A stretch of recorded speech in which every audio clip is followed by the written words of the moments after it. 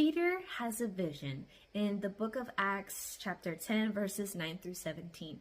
And it's a vision that so many people misinterpret because they're saying that this vision means that we can eat whatever we want, we can eat pork, we can eat shrimp, we can eat all these other animals that God says not to eat in the book of Leviticus, chapter 11.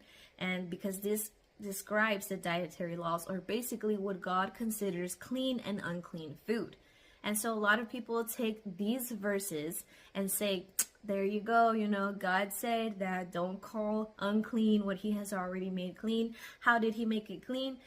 Through Jesus dying on the cross. And I'm sorry to tell you, friends, but Jesus did not come to die on the cross so that you could eat whatever you wanted. Although it's completely up to you to decide if you still want to keep the dietary laws of Leviticus 11. Nobody's making you. It has nothing to do with salvation, but it definitely is a subject or a matter of sanctification or holiness, because it's another way that God sets us apart from the rest of the world. But anyways, topic for another video.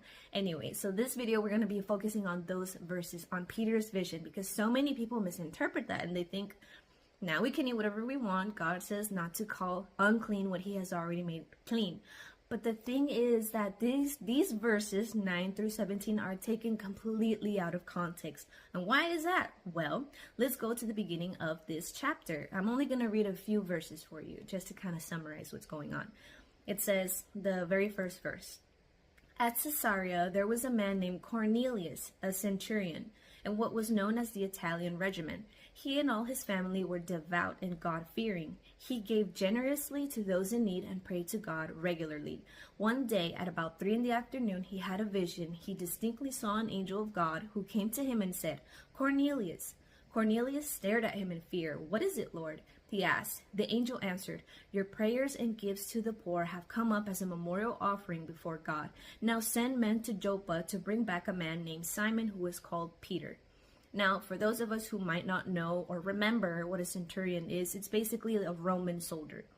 But this man, Cornelius, he believes in God. It says that he's a devout and God-fearing man. God sent him a vision saying, you need to go get Simon Peter. And so he gets his 2 servants and they go looking for him.